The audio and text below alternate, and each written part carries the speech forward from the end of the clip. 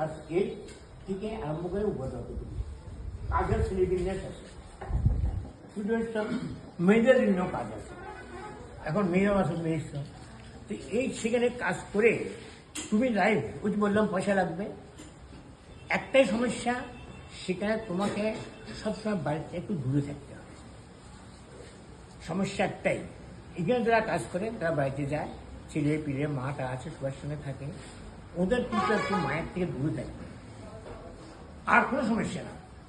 ওরাও কাজ করে, সব পায়, পয়সা পায়, প্রমোশন হয়, সব কিছু হয়।